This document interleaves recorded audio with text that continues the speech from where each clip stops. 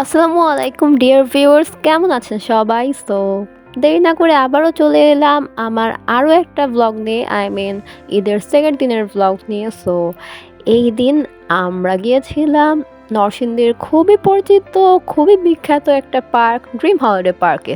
আমার আউটফিটটা ছিল পুরোই ব্ল্যাক। নরসিংদী এসেছি অ্যান্ড ড্রিম হলিডে পার্ক যাব না, এটা কখনো হতে পারে বলুন? তো দেরি না করে আমরা সবাই মিলে রওনা হয়ে যাই। এই তো আমরা ঢুকে গিয়েছি ড্রিম হলিডে পার্কে। ঢুকতেই চোখে পড়লো বিশাল একটা গ্লোব। গ্যাস চারদিকটা এমনিতেই খুব কালারফুল ছিল, তার মধ্যে ঈদ হিসেবে যেরকম ভিড় ভেবেছিলাম সেরকম ভিড় আসলে ছিল না।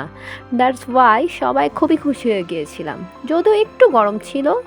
ইটস ওকে, আমাদের আনন্দটাই আসলে বেশি বড়। চারপাশটা খুবই colourful, just for the rides. Besides দেখুন কি বিশাল একটা মাঠ, কত সবুজ গাছ, কি সুন্দর লাগছে।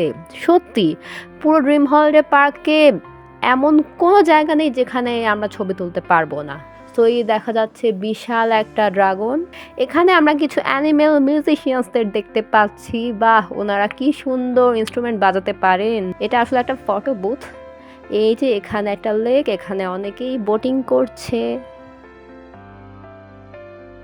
আর এই লেকের মধ্যেই কিউট দুইটা হাঁসকেও দেখতে পেলাম। তো লেকের সামনে আমরা ভাই বোনেরাও একটু ফটোশ্যুট করে নিলাম, যেহেতু এরকম সুন্দর জায়গায় আবার কবে আসতে পারবো বলতে পারি না। আর 5 ভাই বোন একসাথে থাকা মানে কত ফান আপনারা তো জানেনই। ইয়েস, এবার আমরা বুলেট ট্রেনে উঠে পড়েছি। দেখুন কত দ্রুত গতিতে যাচ্ছে। ট্রেন থেকে নামছে মা, পিয়াল, প্রাপ্তি, বড় আন্টি, তারপর রিয়ান, প্রমি আপু, মামি, দেন সবার লাস্টে আমি আর বড় মামা। ওয়াও, এখানে দেখে আমাদের ফেভারিট কার্টুন টম অ্যান্ড জেরিও আছে। ছোটবেলার টম অ্যান্ড জেরি দেখেনি এমন মানুষ once in a blue moon, তো তাদের সাথেও ছবি তুলে নিলাম। ওই যে দেখা যায় ড্রিম হলিডে পার্কের বুকে ছোট্ট এক টুকরো এভারেস্ট, তার পাশেই দেখা যায় ভূতের বাড়ির গেটটাও। ইয়েস, মাউন্ট এভারেস্টেও দেখি অনেকেই উঠছে, অনেকেই অনেক রকম ছবি তুলছে। ইয়াস, আমাদের মেইন টার্গেট ছিল এই ভূতের বাড়িটা দেখাই। ইভেন এই পুরো ড্রিম হলিডে পার্কের একটা মেইন অ্যাট্রাকশনই হচ্ছে ভূতের বাড়ি। এই যে ভূতের বাড়ির প্রবেশপথটাও দেখতে পাচ্ছি। অপেক্ষা না করে টিকিট কেটে ভেতরে ঢুকে পড়লাম। ও মা, দেখুন আমার কি সাহস, আমি একা একা ভূতের বাড়িতে ঢুকে যাচ্ছি। ঢোকার পথেই দেখি একটা বড় সাপ বা টিকটিকি মাথা নাচাচ্ছে। আমি তো টেনশনে পড়ে গিয়েছিলাম, আমি হাঁটতে যাব আর ওটা আমার গায়ের উপর পড়ে যাবে না তো।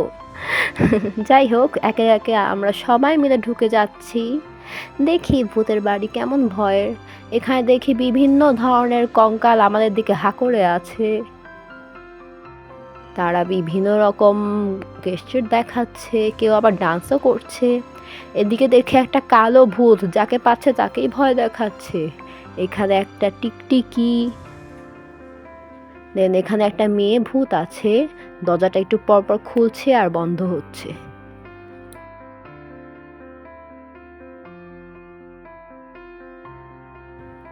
এদিকে দেখে আরেকটা সাদা ভূত, এই ভূতটাও যাকে পাচ্ছে তাকেই ভয় দেখাচ্ছে। এদিকে আরেকটা কালো ভূত। সব থেকে ভয়ঙ্কর পার্ট ছিল এই জায়গাটা। এখানে দেখা যাচ্ছে যে একটা কবর থেকে লাশ বারবার ওঠানামা করছে। বেশি মানুষের ভিড় হয় এই জায়গাটা দেখার জন্যই বেসিক্যালি। অনেকগুলো কঙ্কাল সেই লাশটাকে ধরে আছে।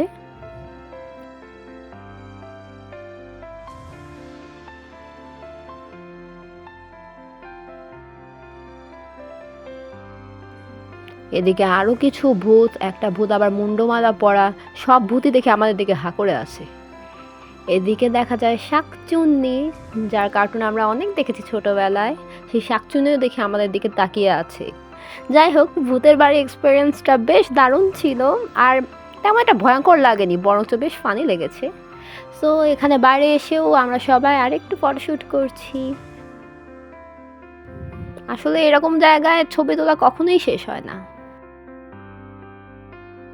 এই যে আমাদের প্রিয় নাগরদোলা, আহা কতদিন পর আমরা এখানে উঠলাম, খুব মিস করেছি এতদিন। আর এই নাগরদোলাটা অনেক উপরে ওঠে। এদিকে আমরা আরেকটা রাইডসে উঠেছি। এই রাইডসের এক্সাক্ট নেম আমি বলতে পারবো না, বাট আমি এটার নাম দিয়েছি ব্যাং, বিকজ এটার সামনের দিকটা পুরো ব্যাঙের মুখের মতো ছিল। বাট এই রাইডসটা সত্যি খুব মজা ছিল, সাথে কোয়াইট ভয়ঙ্করও, বাট আমরা এনজয় করেছি বেশি।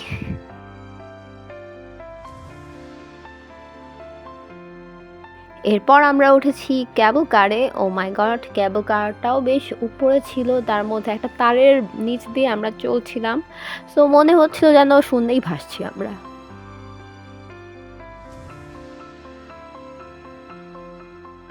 ওইদিকে আরেকটা ভয়ঙ্কর রাইডস দেখা যায়। ও মা, রাইডসটা কিভাবে উঠছে! তো কেমন লাগলো আমার ঈদের দ্বিতীয় দিনের vlog? So if you like this video, please give a thumbs up and share your opinion, and please subscribe my channel. আপনারা সবাই ভালো থাকেন। আল্লাহ হাফেজ।